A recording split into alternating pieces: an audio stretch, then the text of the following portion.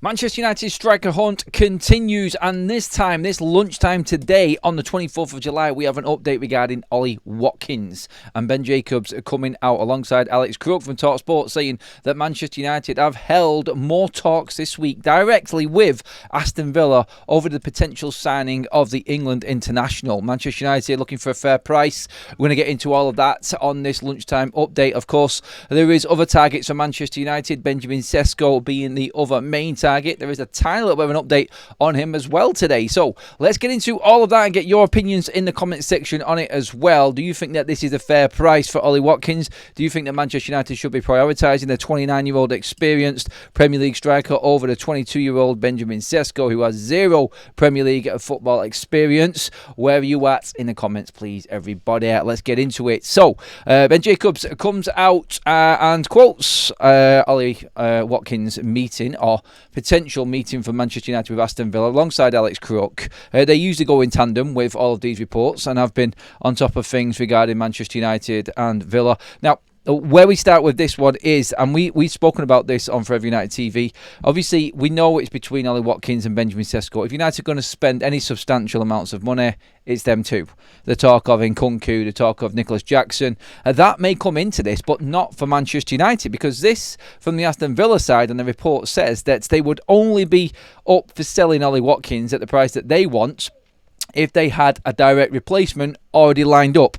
Nicholas Jackson apparently is one of them potential replacements for Oliie Watkins at Aston Villa. It's a crazy triangle, isn't it, in terms of the strikers and where Manchester United are going right now. But so obviously, of course, and like we've said on previous videos, Manchester United haven't really rocked the boat with Aston Villa because they know there is a potential deal to be had. And I've said this all along, the Garnacho situation is going to play a massive part on what happens with Manchester United's striker situation. And this could play a big part in the move with Aston Villa. Now, United's relationship with Villa is very good after what happened last season, obviously in helping out with Marcus Rashford and sending him on loan for 6 months. All the reports are that the relationship is solid. It's definitely not in the same sort of category as it was, say, for instance, with Brentford and Brian Mbeumo, and where that took Manchester United. This deal is thought to be something that United want to move and get done quickly, and they are willing to pay. Now, the difference in price is where this becomes a little bit of a problem, because Aston Villa have set a £60 million price tag. Well, that's the reported price tag for Oliie Watkins. Manchester United are coming in at around, and apparently this isn't a definite either, but Manchester United and some sources saying Manchester United's valuation is closer to 45 million. Will there be something in between, like usually happens with negotiations like this? For instance, will it go to 50? Will it go to just over 50? Will there be add-ons? If Manchester United, say, for instance, make some form of Europe or Champions League, if initial sort of bonuses as well for the performance of Oliie Watkins, if he does a certain amount of games, goals, all that can be roped into this to make it up to possibly 60 million. So again, it comes in with the add-on factor, I think, for Manchester United, and this is where they're probably negotiating. So when we say 45, is it the 45 down like it was for Brian Mbeumo and then add-ons going on top? Difficult add-ons, or is it Manchester United trying to round up the 45 million including add-ons? All of this we will find out in time, but the news coming out is that Manchester United have held talks with Aston Villa over the signing of Oliie Watkins, and it is moving forward now according to Ben Jacobs. But again, there is that sticking point of Villa's price and Villa wanting a replacement already lined up for when Oliie Watkins leaves. Oliie Watkins himself, as we know, is open to a move to Manchester United. This news that's coming today of these extra talks, again, is alongside what obviously David Ornstein and Fabrizio Romano have been talking about recently, with knowing more information about where Manchester United are going to go with the striker situation. So we will expect, probably for the evening show later, an update from Romano on the Oliie Watkins situation, because Romano does work in some videos with Ben Jacobs as well, so there is something. And I did say that there would be something behind the scenes that for instance, Fabrizio Romano knows regarding Manchester United's striker hunt and what's happening there. Or maybe this is the news. We know that we've been in for Oliie Watkins. We already know that we've already spoken to Aston Villa. It's common knowledge to every single Manchester United fan. I'm not telling you anything new at this point at all. You already know that he is a top target for United. We've known for months. for a month, from when we found out from Laurie Whitwell. All we're finding out today is that Manchester United now have held another meeting, and maybe it's moved on a little bit because of the Benjamin Cesco situation and him being a little bit more expensive. I think this is Ruben pushing this signing, and I think this will be it for Manchester United in terms of money and spent this summer. If United get it at their price, then nobody can complain. To bring in the likes of Oliie Watkins, Brian Mbeumo and Matthias Cunha for under 100 and, what's it going to be, under 170 quid, under 70 million quid, that is good going. So just over, actually, around about 170-ish, 172 if they get it for their price.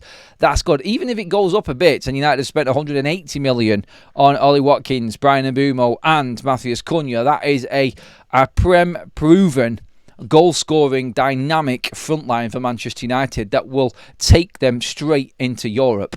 I don't know what form of Europe, what conference, Europa, but that gets United top 7, 100% with the rest of the team that we've got and the depth that is already there with no European football to play. That's how I see it anyway. But that's the significance of signing Oliie Watkins. It gives you 3 brand new starters for that game against Arsenal on the opening day. Ready to go, vast experience, all know each other, all know the Premier League, and that's why you would spend a little bit more on bringing in a Prem-proven player. No issue at all if United go out and get Oliie Watkins. To be honest, I think if we get up to about 50 million, I'll be happy with that. I think it's a case of getting the right people in place now at Manchester United. And maybe with this news that's come out with this meeting now, it could well be that Manchester United are pushing forward with Watkins on this striker hunt.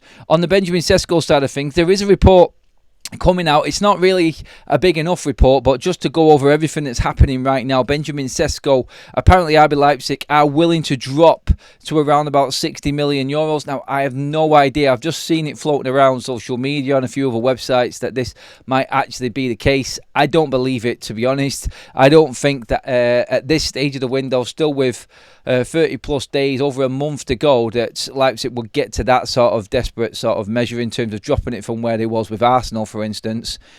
Maybe, I don't know. We will see, won't we, if that is true. But if Cesco's price has dropped and then he's coming in near enough cheaper than what Oliie Watkins would be, then you start to really think about where this is going for Manchester United and what's the right way to go with it. So, yeah, they're the updates on where we're at with the striker side of things. Nothing really concrete on the Benjamin Cesco one, just a rumour.